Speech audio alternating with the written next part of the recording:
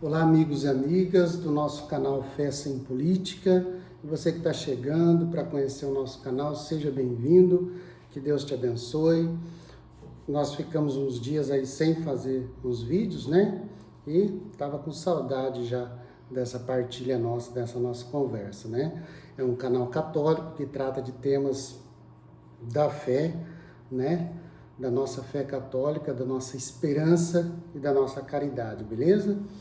Então sejam todos bem-vindos e hoje nós vamos falar um tema que não chega a ser polêmico, porque para nós católicos são temas que são debatidos em outras, enrolei a língua aqui, né? Mas são debatidos em outras igrejas, comunidades cristãs, mas para nós não faz muito sentido, mas que causa certa confusão no meio católico, né? São ideias, ideologias, doutrinas que são inventadas, né? Que são ou partem de visões particulares, de coisas particulares que adentram a Igreja Católica e causa uma certa confusão entre alguns fiéis. Então, o nosso tema é arrebatamento, né? O que é isso? Da onde surgiu esse negócio de arrebatamento? Porque o cristianismo viveu 2000 anos. Aí a gente põe a Igreja Católica Apostólica Romana, Ocidental, a Igreja Oriental, os ortodoxos, a própria Reforma no ano 1500, né? Depois a Contra-Reforma com o Concílio de Trento. Então, durante toda a história da Igreja e do cristianismo, não aparece durante quase toda a história, não aparece essa doutrina do arrebatamento. Isso apareceu quando, então? Né? Da onde que surgiu isso? Aparece no ano 1830, por volta do ano 1827 e 1830, portanto no século XIX. Então passou 1900 anos, quase 2000 anos, sem essa doutrina, que se diz baseada na Sagrada Escritura, mas que não tem muito fundamento, muita coerência, muita lógica e não tem nada de tradição dentro dos santos padres, dentro da doutrina, dentro da história, né? Então ela surge através da irlandesa Margaret MacDonald, uma mulher que dizia ter visões, né?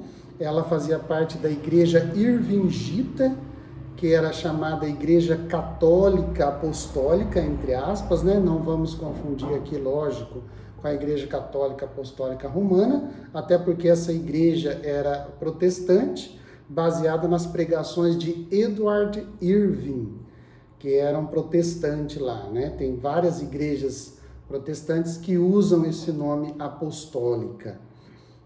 Usam bispos, né? A palavra bispos, presbíteros, mas que não tem relação nenhuma com a tradição apostólica verdadeira, presente, atuante, e que continua na Igreja Católica Apostólica Romana, em algumas igrejas orientais ortodoxas, ok?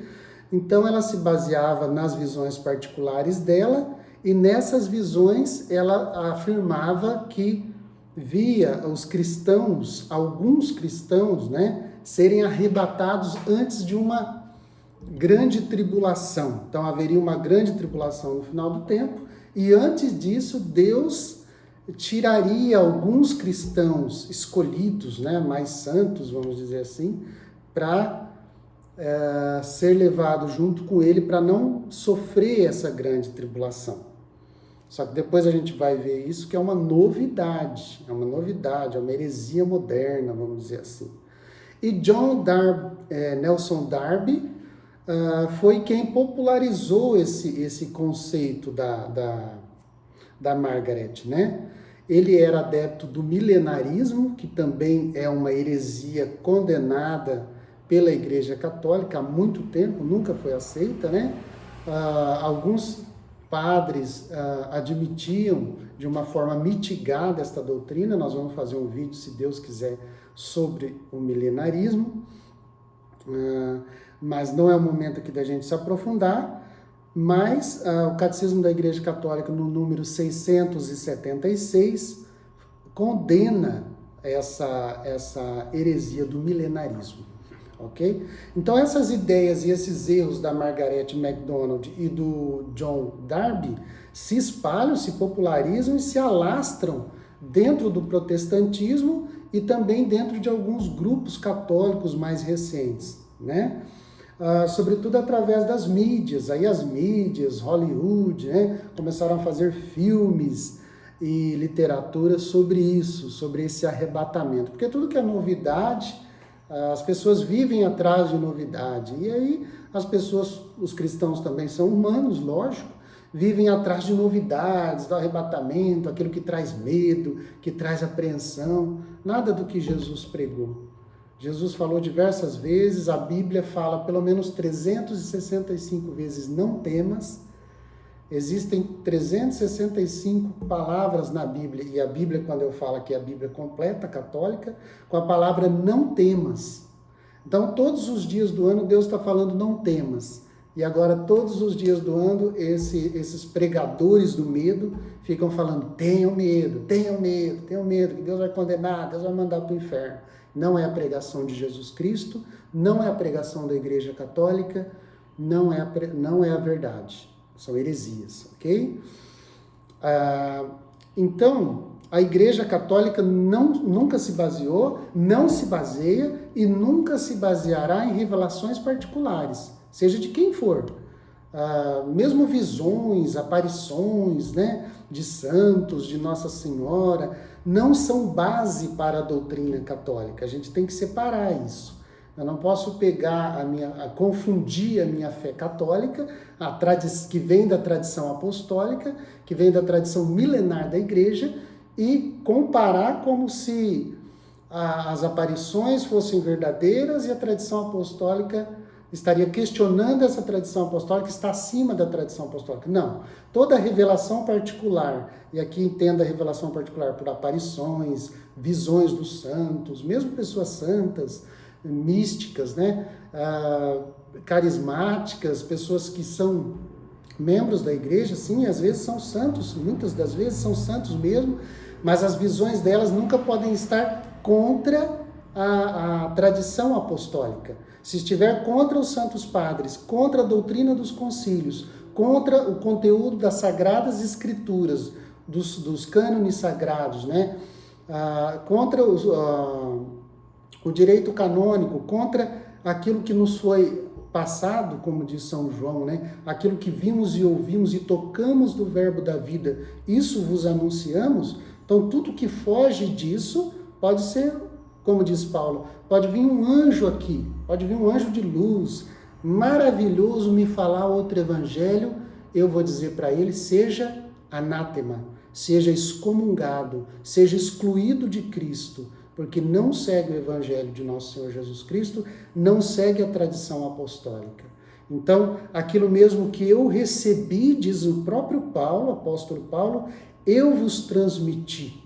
Então, aquilo que nós recebemos enquanto católicos, enquanto cristãos da Igreja de Nosso Senhor Jesus Cristo, isso nós transmitimos. Então, é nisso que nós colocamos a nossa fé. É no credo apostólico que nós rezamos em cada celebração eucarística. É no Pai Nosso, na oração do Senhor. É no Evangelho de Nosso Senhor Jesus Cristo. É nas cartas do Novo Testamento, ok? Então, não vamos confundir estas coisas, beleza? Então, tanto o Antigo Testamento, se a gente pegar a Bíblia inteira, o Antigo Testamento inteiro, os profetas, os escritos, Pentateuco, quanto o Novo Testamento, principalmente, e depois, mais ainda, o judaísmo, né, que depois surge com a destruição lá do Segundo Templo, o judaísmo com a destruição do templo em 70, que fica na mão do farisaísmo e tudo, quanto o judaísmo até hoje, o cristianismo e até o islamismo, todas essas religiões, vamos falar as três grandes religiões, e aqui eu coloco a Igreja Católica, né, que está lá desde o começo, o judaísmo e o islamismo, sempre falaram do dia do Senhor, do dia do julgamento, do dia, né, do dia da ressurreição final. Por que eu estou falando isso? Porque essa Margarete, MacDonald, irlandesa, ela divide o dia do Senhor, uma coisa que nunca aconteceu na história da igreja. Ela divide o dia do Senhor. Então haveria para ela, né, na concepção herética dela, nas visões dela lá heréticas, haveria uma vinda oculta, meio escondida ali, Jesus vinha meio escondido ali e ia arrebatar os crentes, né? Os cristãos, os fiéis mais santos, eles iam sumir de repente, Jesus ia arrebatar. Então essa seria uma vinda, e haveria uma outra vinda, depois haveria uma grande tribulação, uma guerra, um Armagedon, essa palhaçada do Armagedon, eles ficam em cima disso, né? Que o grande Armagedon, uma batalha final, não sei o quê. Gente, nós já estamos na batalha final, para com essa besteira. Nós já vivemos a batalha final, os primeiros cristãos já foram mortos por causa da batalha final. Os últimos tempos nós já estamos vivendo depois da morte, crucifixão, morte, ressurreição e ascensão de nosso Senhor Jesus Cristo. Ele já abriu os últimos tempos. Nós já estamos no Armagedon, nós já estamos na batalha final. Para com esse negócio que vai vir a grande tribulação e que os mais santos vão ser arrebatados. Isso não é a doutrina da igreja. Então a gente vai ver mais para frente isso, tá? Então, ela que foi a primeira que dividiu a vinda de Jesus em duas partes. Uma doutrina nova, uma novidade que nunca aconteceu no cristianismo, como eu estou falando, né? O judaísmo também sempre fala do dia do Senhor, os profetas, baseado nas Sagradas Escrituras, e o próprio islamismo também fala da ressurreição final e do dia do julgamento. Então é o dia do Senhor, o dia da ira, antigamente a igreja falava, né? Dias irei, o dia da ira, o dia que Deus vai vir não como humilde, né? Numa manjedoura, mas ele vai vir envolto em glória para julgar os vivos e os mortos.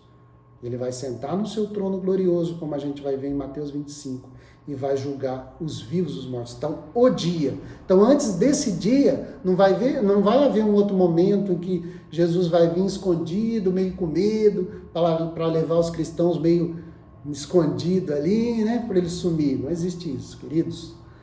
A segunda bênção, um exemplo aqui, quando a gente citou o judaísmo, a oração judaica, os judeus têm a oração das 18 bênçãos que eles rezam todo dia.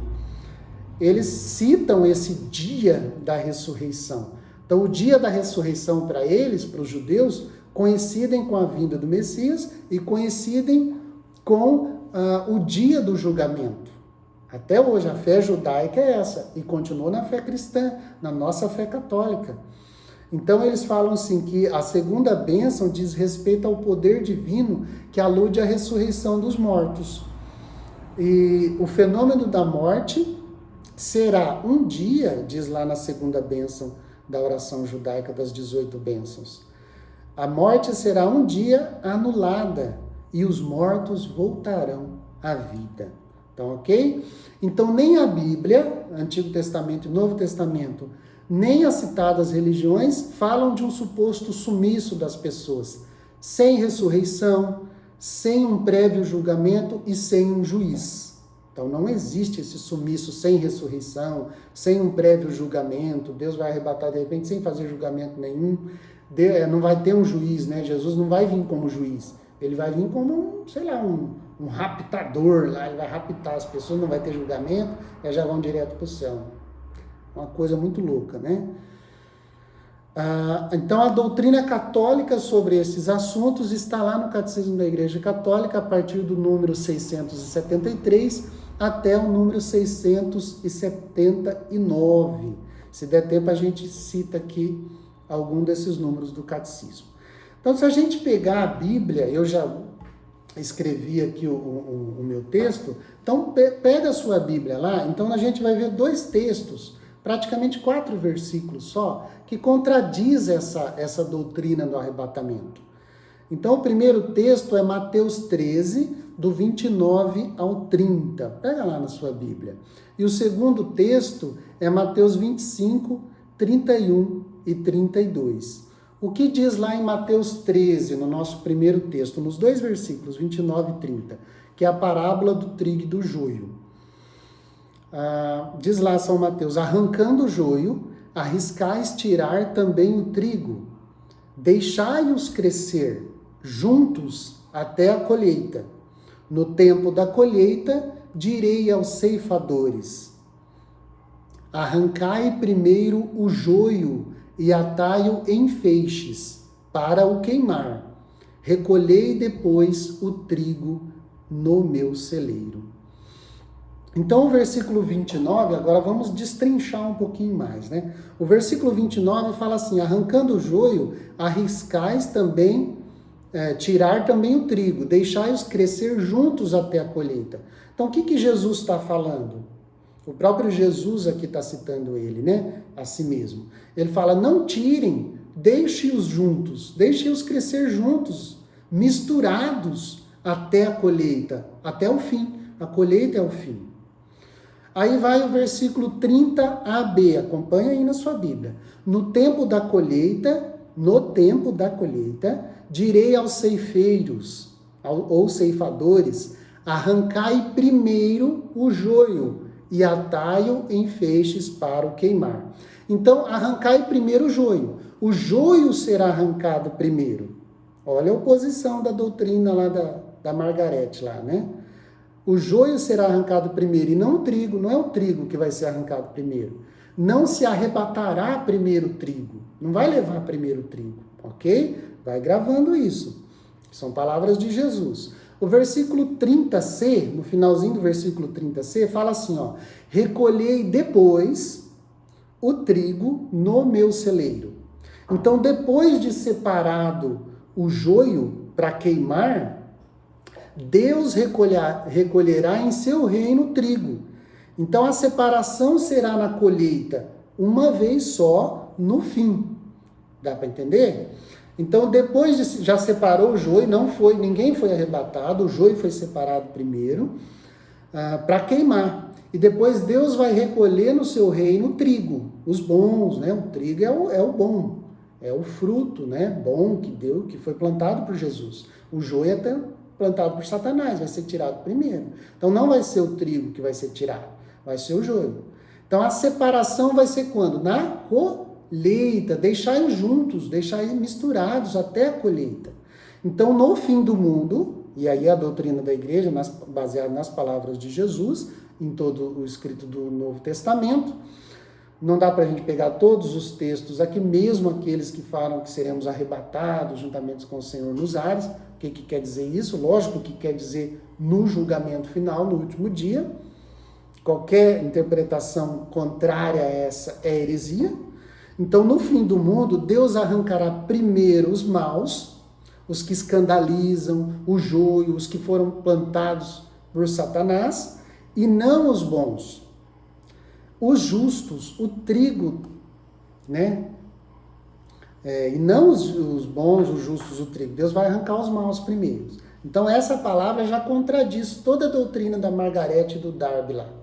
Então, será o contrário. Não é o trigo que vai ser arrancado primeiro, mas o joio. Tá bom? E no dia da colheita. Não tem uma colheita antecipada, escondida, nada disso. Uma outra observação que a gente pode pôr aqui é assim: um arrebatamento, geralmente apareceram duas ervas daninhas, é isso que eu falo que é joio, né? Isso que é joio que entra, essas ervas daninhas entra na seara do Senhor, na igreja de Deus, e faz uma grande confusão, uma grande bagunça. Essas doutrinas de Satanás entram, né, na igreja de Jesus Cristo e confunde algumas pessoas, não todas, né? Porque aquelas que estão unidas à tradição apostólica, ao seu bispo, ao santo padre, o papa, ao magistério da igreja, não se desviam, né?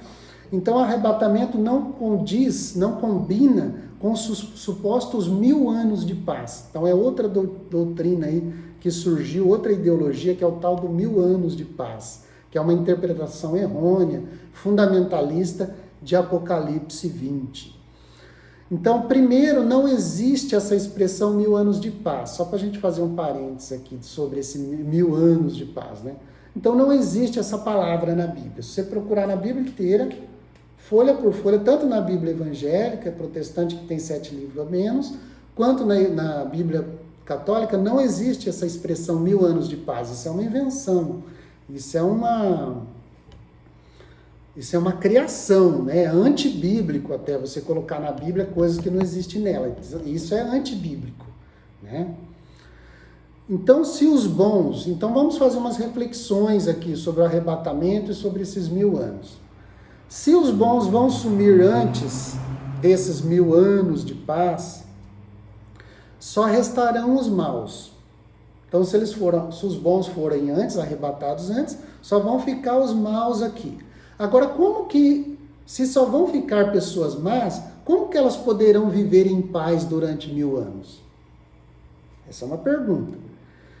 Agora, se o arrebatamento for depois desses 1000 anos de paz, vai acontecer os 1000 anos de paz e depois vai ter o arrebatamento, então não podemos falar de 1000 anos de paz. Enquanto bons e maus, trigo e joio estão misturados, estão juntos, correto?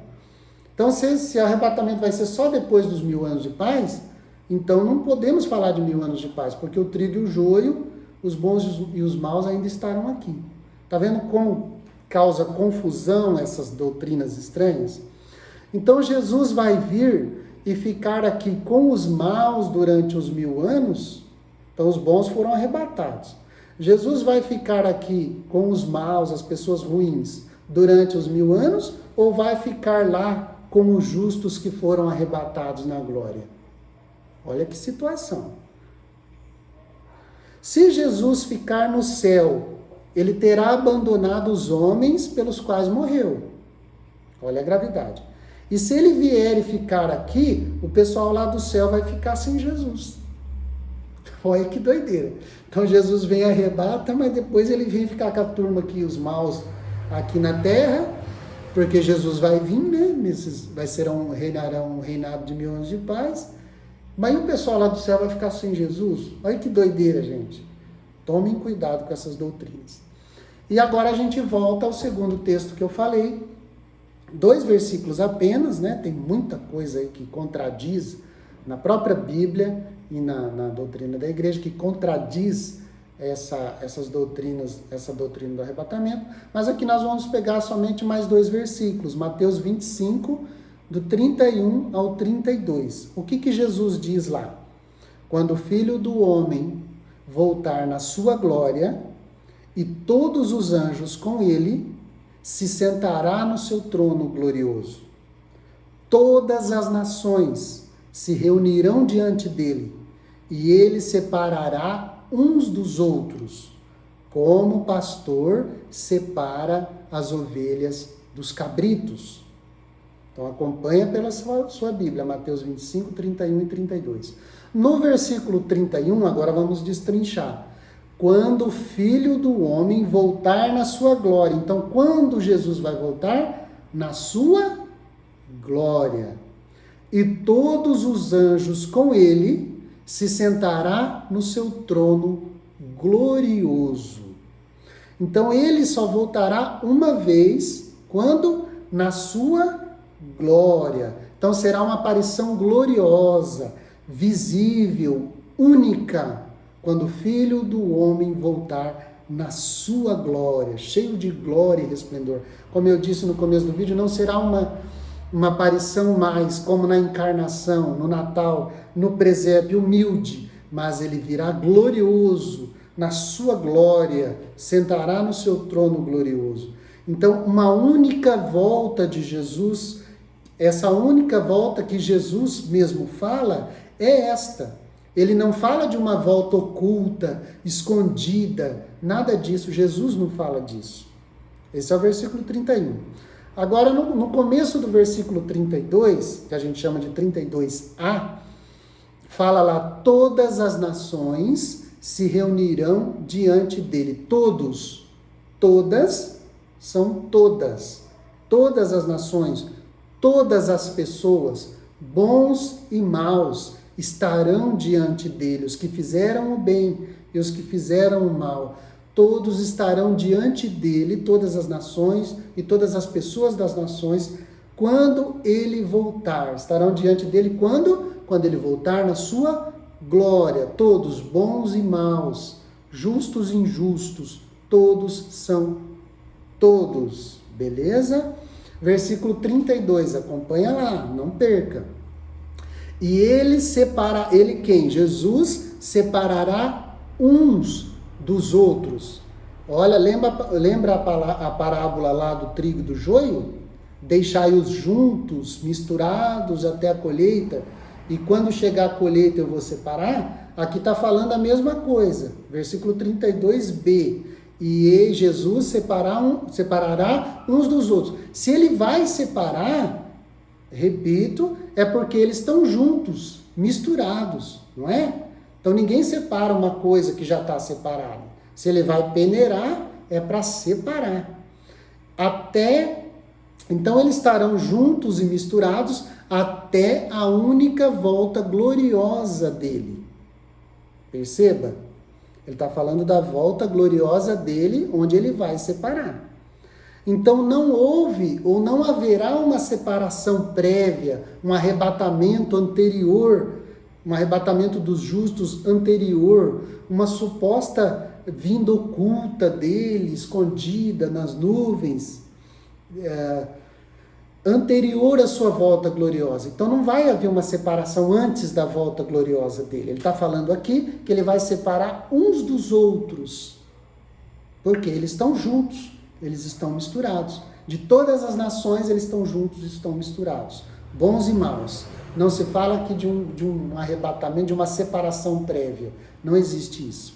Então o versículo 32c, que é o final do versículo 32, aí fala o seguinte: como o pastor separa as ovelhas dos cabritos.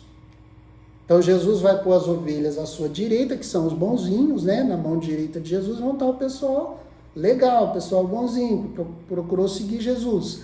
No lado esquerdo, o lado do coração, quer dizer, Jesus tentou com o seu coração, no seu lado esquerdo, com a sua mão, a mão esquerda é a mão do coração, Jesus tentou trazer para si esses cabritos, esses rebeldes, mas os cabritos não quiseram. Então, com dor no coração, do lado esquerdo de Jesus, ele colocará os cabritos e dirá a eles: ó, eu tive fome, sede, estava nu, estava na prisão, eu estava na pior, eu estava necessitado, mas você não me acolheu, você não me deu de comer, você falou que não precisava disso, você falou que bastava só a fé, que não precisava de esperança, não precisava de caridade, era só a escritura, só a fé, só a graça, eu não preciso fazer nada para o meu irmão. Já que você pensou assim, você vai com Satanás, você vai com o diabo e os seus anjos.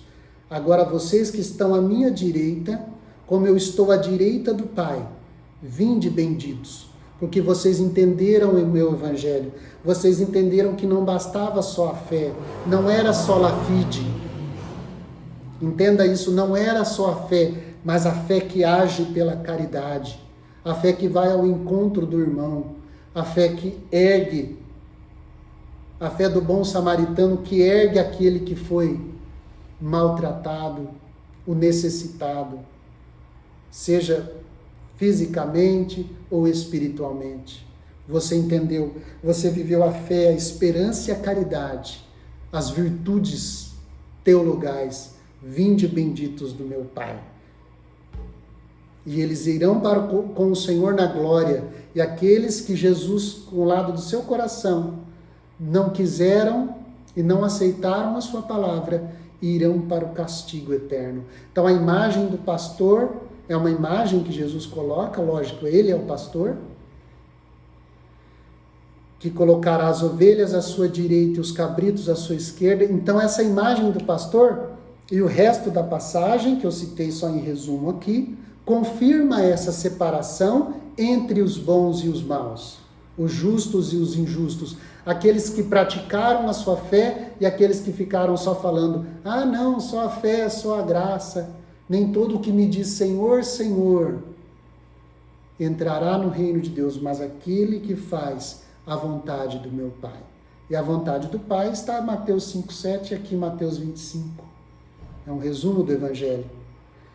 Então, essa imagem do pastor que separa as ovelhas dos cabritos confirma mais uma vez esta separação entre os bons e os maus, No dia do juízo, esse será o juízo, na única volta de Cristo, volta gloriosa. Ele vai vir com sua glória, ele vai sentar no seu trono glorioso, todas as nações, todos os povos, todas as raças, as tribos e línguas se apresentarão diante dele e ele vai separar uns dos outros. Ali vai acontecer a ressurreição, que a gente vai ver agora, mais para frente ali, no Catecismo da Igreja Católica.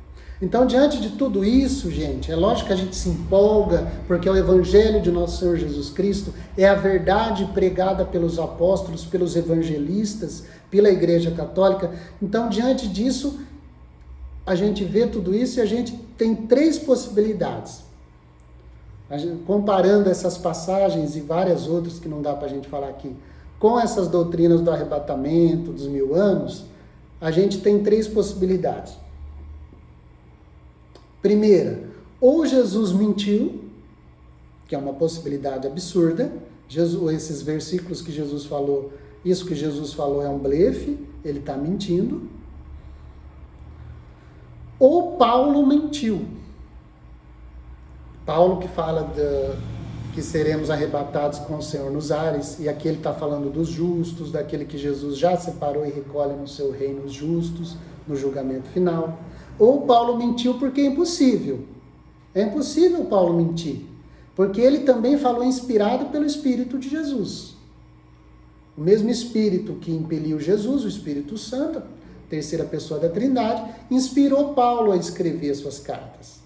Então, se nem Paulo mentiu e nem Jesus, lógico, mentiu, nós temos a terceira possibilidade diante dessas falsas doutrinas que aparecem. É questão de interpretação daquilo que Jesus e que Paulo e que os outros apóstolos falaram. Eu fico então com essa terceira possibilidade. É uma questão de interpretação. Então, eu, como católico, que temos o magistério, temos a tradição apostólica, acredito na interpretação autorizada da Igreja e milenar dos santos padres, dos concílios e da Igreja Católica. Eu fico com o credo apostólico, eu fico com o credo niceno-constantinopolitano. Eu não, nós, como Pedro, depois do discurso eucarístico, que Jesus falou que ele ia dar a própria carne, que ele era o pão da vida, e que a carne dele era verdadeiramente comida e o sangue dele verdadeiramente bebida, a maioria foi embora, e Jesus disse aos 12, e vós, vocês vão embora também? Pedro disse, não, Senhor, nós vamos ficar, porque nós cremos e reconhecemos que tu és o Santo de Deus. Então a Igreja Católica fica firme com Jesus, fica firme com Jesus na Eucaristia, fica firme com a tradição de Jesus, com o credo apostólico, com o credo niceno-constantinopolitano, com os concílios da Igreja, com o magistério da Igreja, com o Papa e os bispos em união com o Papa. Nós ficamos com Jesus, porque só Ele tem palavras de vida eterna e nós cremos e reconhecemos que Ele é o Santo de Deus, ok? Então, fora disso, fora da interpretação autorizada da Igreja, são elucubrações, são invenções, são visões particulares, que nós não temos nada a ver com isso, nós católicos, são achismos, é adivinhação, é falso profetismo antibíblico e não cristão. Isso que é mais grave, gente. Quando a gente começa a seguir doutrinas antibíblicas, quer dizer, que vão contra as doutrinas bíblicas e as doutrinas cristãs, católicas, conciliares, da tradição apostólica e do magistério da Igreja, a gente não é cristão mais, a gente não é católico mais, pelo menos.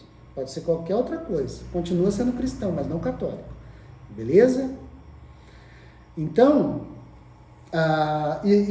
essas pessoas que criaram essas doutrinas, ou que tentam seguir essas doutrinas, elas ficam procurando novidades para criar medo, para criar espanto nas pessoas, para arrebanhar pessoas através do medo, Como se Jesus tivesse pregado isso. Então essas pessoas não são humildes para admitir que, na verdade, nós não sabemos e nem podemos saber exatamente o que ocorrerá no fim. Nossa, você vai dizer, mas como isso? A igreja... Não, ninguém sabe exatamente. O Catecismo da Igreja Católica, número 673, em outras palavras, está dizendo isso. Exatamente o que vai acontecer no último dia, Jesus não falou. Ele que podia ter falado. Nós citamos aqui a passagem do juízo final. É isso que nós sabemos e podemos saber.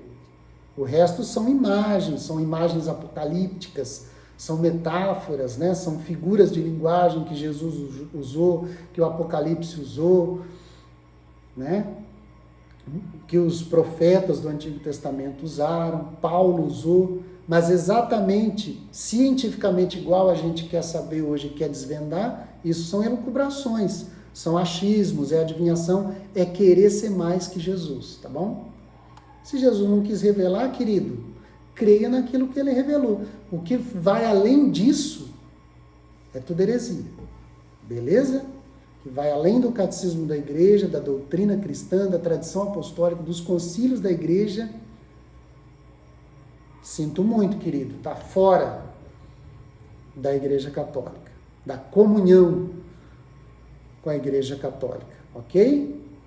O Catecismo da Igreja Católica, no número 1002, fala que nós não seremos arrebatados, mas fala de ressuscitação, de ressurreição. Nós não seremos arrebatados, mas ressuscitados por Cristo no último dia. Então, fala de uma certa forma do já e do ainda não. Então, eu vou ler aqui, que você vai entender o que é esse já e o que é esse ainda não. É um texto muito bonito, número 1002, se você tiver o Catecismo da Igreja Católica, pegue aí e acompanhe. Olha o que fala, abre aspas, se é verdade que Cristo ressuscitou, se é verdade que Cristo nos há de ressuscitar no último dia, também é verdade que, de certo modo, nós já ressuscitamos com Cristo. De fato, graças ao Espírito Santo, a vida cristã é desde já na terra uma participação na morte e ressurreição de Cristo. Olha que bonito. E aí cita um texto de Paulo, da carta aos Colossenses. Pelo batismo fostes sepultados com Cristo e também ressuscitastes com ele pelo batismo. Devido à fé, graças à fé, que tivestes na força de Deus, que ressuscitou Jesus dos mortos. Uma vez que ressuscitastes com Cristo, aspirai as coisas do alto, onde Cristo está sentado à direita de Deus.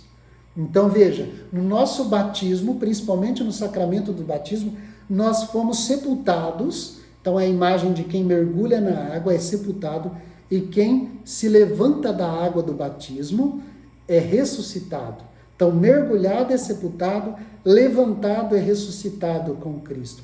Então, nós ressuscitamos com Cristo. Nós já ressuscitamos, então é o já. Mas ainda não ressuscitamos na glória. O nosso corpo físico ainda está aqui, mortal, nós iremos morrer ainda. Mas após a morte nós seremos ressuscitados. Então, é o já ressuscitados e o ainda não, porque nós vivemos em esperança da ressurreição final. Beleza? Então o cristão não espera arrebatamento. Para com essa besteira, para com essa bobagem. Nós não vivemos na ilusão do arrebatamento, mas nós vivemos na esperança da ressurreição. Isso é Jesus Cristo. Isso é o Paulo. Isso é a tradição da igreja. Isso é os santos padres. Isso é os concílios. Isso é o nosso credo. Nós cremos na ressurreição da carne. Nós não dizemos no credo, nós não confessamos eu creio no arrebatamento. Não, para com isso. Nós cremos na ressurreição da carne e na vida eterna.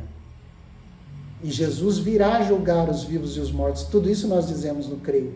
Então, pelo batismo, nós já ressuscitamos, diz Paulo em Colossenses 2:13 e 3:1. Pode pegar na sua Bíblia depois.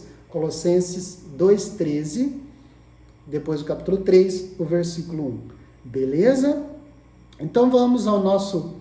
mais um texto aqui do Catecismo, no número 677.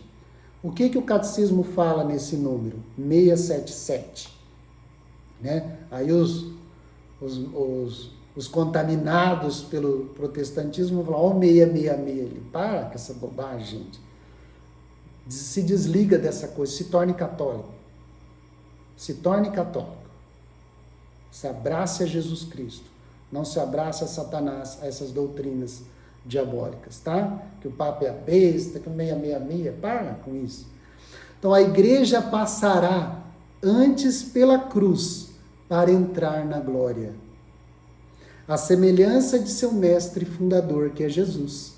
Os cristãos não serão poupados da grande tribulação, não. Não serão raptados, não serão arrebatados antes, não. Quem prega isso, mesmo sendo padre católico, não é isso que ensina a igreja. O número 677 fala assim, ó, eu vou abrir aspas aqui, a igreja não entrará na glória do reino, não entrará na glória do reino, senão através dessa última Páscoa, em que seguirá o Senhor na sua morte e ressurreição. Então a igreja não entrará na glória do reino sem antes passar por essa última Páscoa, pela Páscoa dela. Ela vai acompanhar o seu mestre fundador. Os cristãos não serão poupados da morte e ressurreição. Os cristãos não serão poupados. Veja o que diz Apocalipse 19:19, e isso são citações do catecismo. Apocalipse 19:19.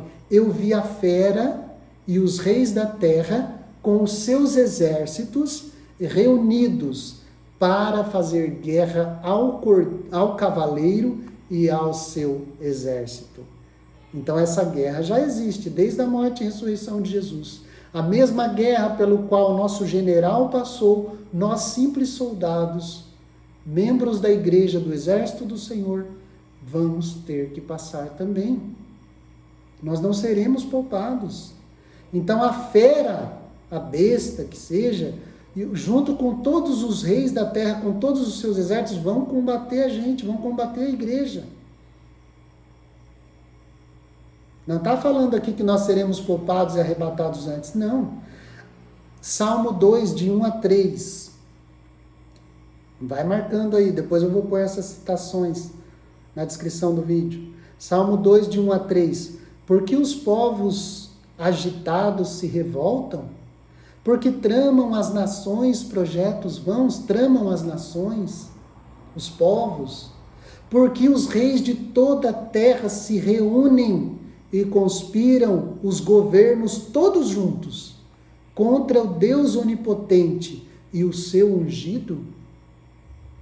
Então os reis de toda a terra, os povos, as nações, tramam contra o Deus Todo-Poderoso e o seu ungido. Quem que é o ungido de Deus? O Messias, o Cristo, Jesus Cristo.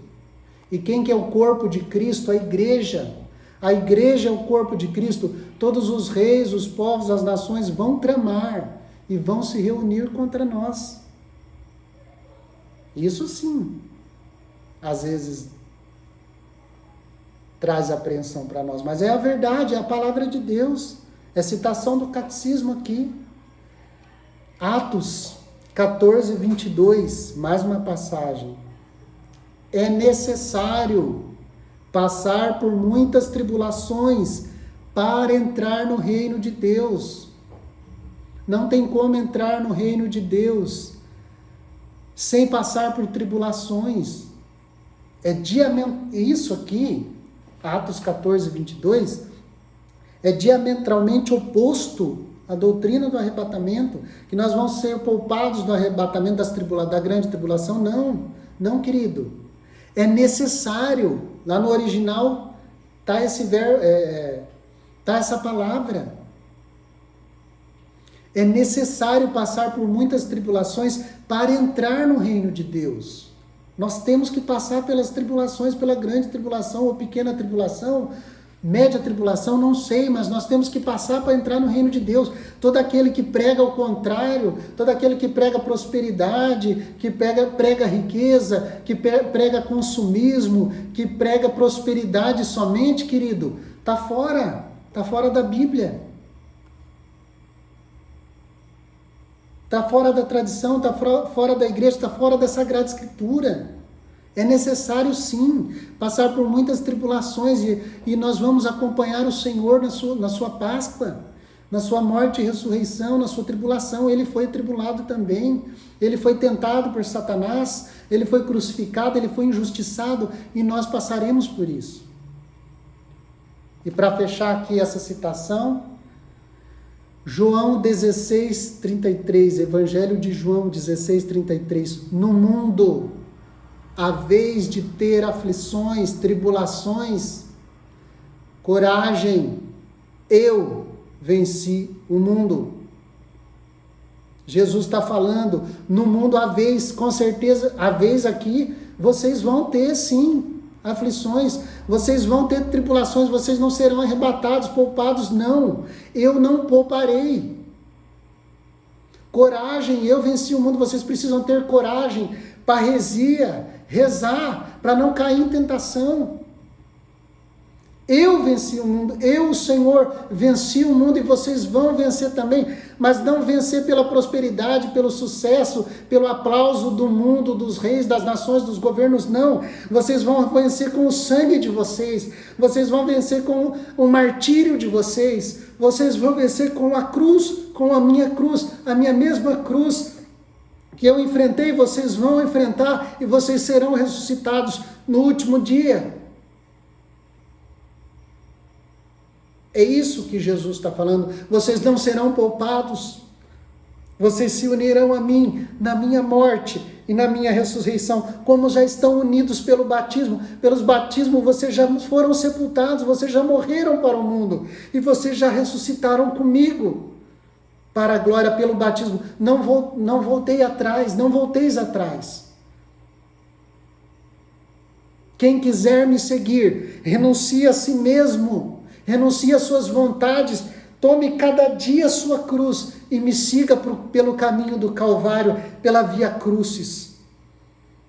Porque depois de morrerdes, estareis comigo na glória. É necessário passar por muitas tribulações para entrar no reino de Deus. Depois eu só vou dizer aqui, se eu for comentar tudo, é muita coisa, mas eu acho que já deu para entender, queridos, o que Jesus, o que a igreja está nos dizendo, o que a tradição milenar da igreja está dizendo.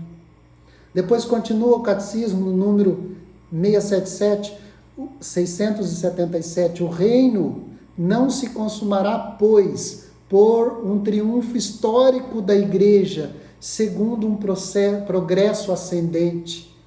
Então o reino não vai ser assim, a igreja vai triunfando, historicamente ela vai vencendo os obstáculos, ela vai prosperando e ela vai virar o reino de Deus.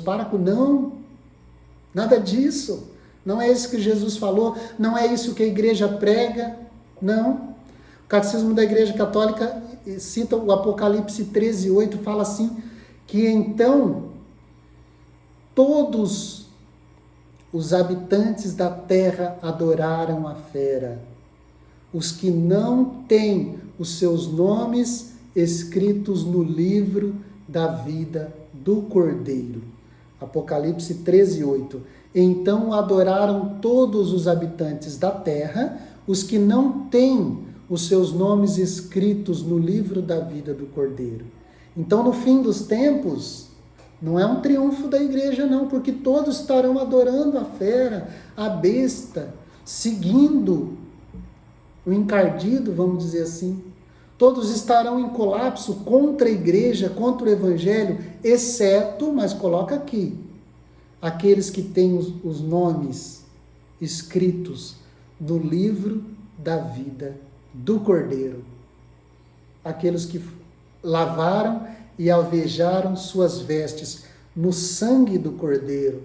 E aqui quando João, o escritor do Apocalipse, fala isso, eram as almas dos mártires, que lavaram e alvejaram as vestes no sangue do Cordeiro. Os mártires que morreram por Cristo, não que foram poupados, não, da grande tribulação, mas aqueles que passaram Esses são aqueles que vieram da grande tribulação, disse o anjo para João, o autor do Apocalipse. Quem são esses? João pergunta para o autor do Apocalipse. O anjo vai dizer, esses foram que passaram pela grande tribulação. Passaram porque deram a vida por Cristo. Eles lavaram e avejaram as suas vestes no sangue do Cordeiro, através do batismo da água e através do batismo de sangue do martírio. Então, gente, essa é a interpretação da igreja, do magistério, dos concílios, dos santos padres. Essa é a interpretação do Apocalipse. Qualquer outra interpretação é fora da doutrina da igreja. Beleza? E continua o catecismo. Então não vai ser um triunfo histórico da igreja, não. A igreja não vai triunfar, não. A igreja vai ser perseguida.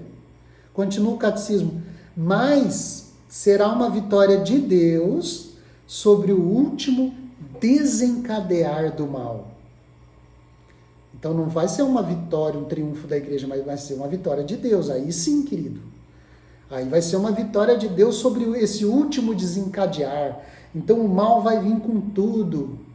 Essa besta fera aqui, né, que fala, os reis de toda a terra, todos que estão adorando o encardido, todos aqueles que não estão escritos no livro da vida, as nações que tramam contra o onipotente ser ungido, eles virão contra nós, virão contra a igreja. E aí cita Apocalipse 20, de 7 a 10. Depois de se completarem os 1000 anos, e aí Apocalipse 20 fala desses 1000 anos, mas não entendido daquele jeito que a gente falou, 1000 anos de paz, nada disso. Aqui está falando desse tempo entre a ressurreição de Jesus e o julgamento final, esses são os 1000 anos. 1000 anos para o Senhor são como um dia, e um dia como 1000 anos, então é um tempo simbólico. Depois a gente vai ver isso com a graça de Deus quando a gente falar desses supostos 1000 anos de paz aí. Fala, depois de completarem então esse tempo, Satanás será solto, o próprio cão da prisão, sairá dela para seduzir as nações. Cercaram o acampamento dos santos e a cidade querida. Mas desceu um fogo dos céus e as devorou. O demônio, sedutor delas, das nações, foi lançado num lago de fogo.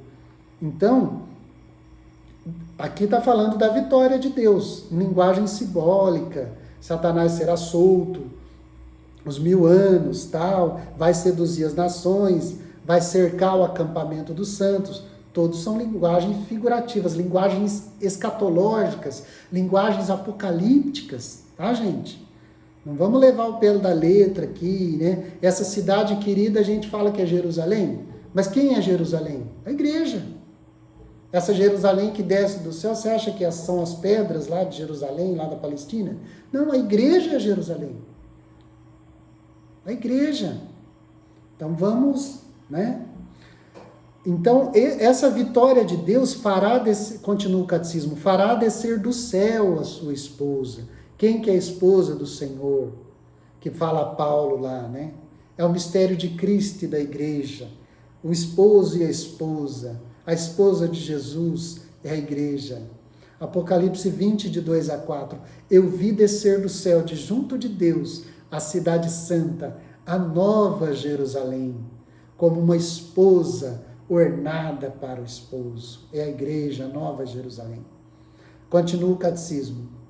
O triunfo de Deus sobre a revolta do mal tomará a forma de juízo final, após o último abalo cósmico deste mundo passageiro. Aqui é o catecismo.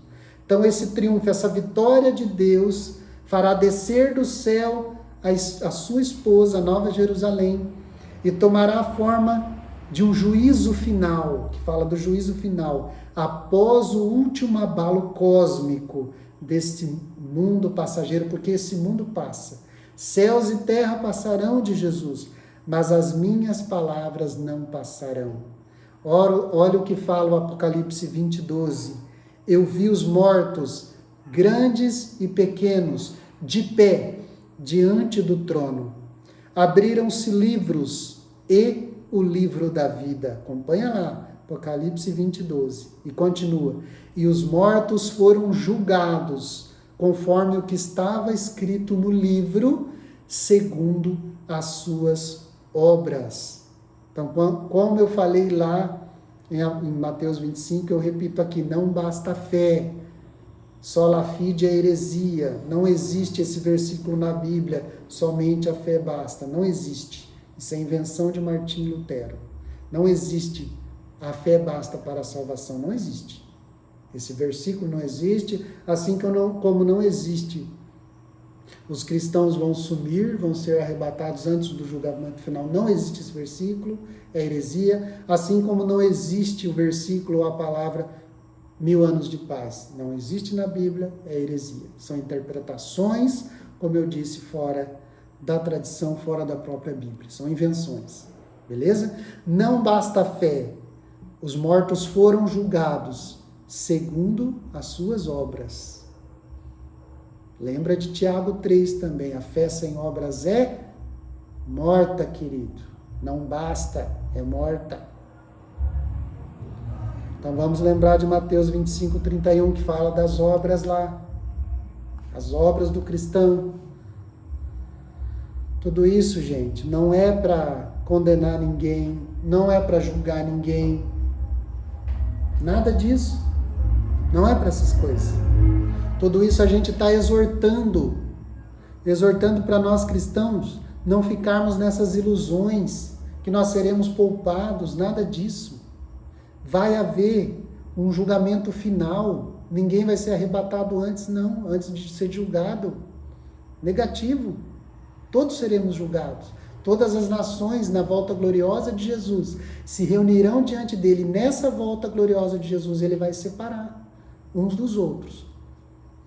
Aí, como diz o pessoal, o ditado, né? O bambu vai coxar, a porca vai torcer o rabo. Aí a verdade vai aparecer, se era realmente só a fé que valia. Beleza? E, para terminar, uma passagem do primeiro Papa, 2 Pedro 3, de 12 a 13. Olha o que diz lá, 2 Pedro 3, de 12 a 13. Abre aspas. Enquanto esperais e apressais o dia de Deus, ele fala aqui, o dia de Deus, não vai haver 2 dias de Deus. Não existe. Um dia escondido e um dia glorioso. Não. O dia de Deus. Enquanto esperais e apressais o dia de Deus, esse dia em que se hão de dissolver os céus inflamados e se hão de fundir os elementos abrasados. Nós, porém, olha o que diz 2 Pedro 2, de 12 a 13. Nós, porém, cristãos, católicos, segundo a sua promessa, esperamos novos céus e uma nova terra, nos quais habitará a justiça, as obras de misericórdia, a justiça, a igualdade.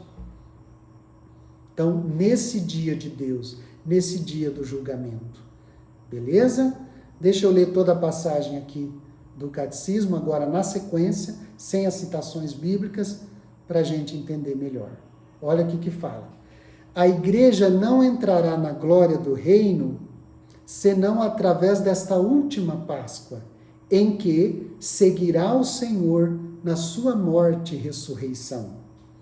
O reino não se consumará, pois, por um triunfo histórico da igreja, segundo um progresso ascendente, mas por uma vitória de Deus sobre o último desencadear do mal, que fará descer do céu a sua esposa. O triunfo de Deus sobre a revolta do mal tomará a forma de juízo final, após o último abalo cósmico deste mundo passageiro. Beleza? E agora, para terminar, eu quero rezar uma citação aqui, fica como a nossa oração, pedindo que o Senhor nos dê a graça de sermos mais fiéis, mais esperançosos e mais caridosos, né? No prefácio Cristo, Senhor e Juiz da História, do missal romano, da missa, né? A gente lê assim. E aqui eu poderia citar, gente, não só esse prefácio, mas eu poderia citar vários santos padres, vários concílios, falando que só existem duas vindas de Cristo. A primeira vinda, agora no Natal nós celebramos, eu estou fazendo esse vídeo próximo ao Natal, já quase perto da festa da Epifania. Então a primeira vinda de Cristo foi na humildade, no presépio, foi na encarnação, e a segunda vinda será somente a vinda gloriosa. Os santos padres, né, os místicos, os doutores da igreja, desde o começo falam de uma terceira vinda de Jesus. Falam que Jesus continua vindo a nós através do nosso irmão, através da Eucaristia, através da pessoa do ministro, da assembleia, e assim vários tipos de presença, mas sobretudo através do pobre, do excluído, do marginalizado, daquele ao qual se refere Jesus. O faminto, o sedento, o preso, o doente, aquela pessoa doente que está na sua casa, que precisa de você, aquela pessoa idosa, aquela criança abandonada, aquela pessoa dependente das drogas, do vício, do álcool, aquela pessoa que tem depressão, que tem uma série de problemas. Jesus continua vindo. Olha o que fala aqui, o prefácio. Vós, Senhor, e aqui está falando de Deus Pai, vós preferistes ocultar o dia e a hora em que Jesus Cristo, vosso Filho, Senhor e Juiz da história, aparecerá nas nuvens do céu, revestido de poder e majestade. Vós preferistes ocultar este dia.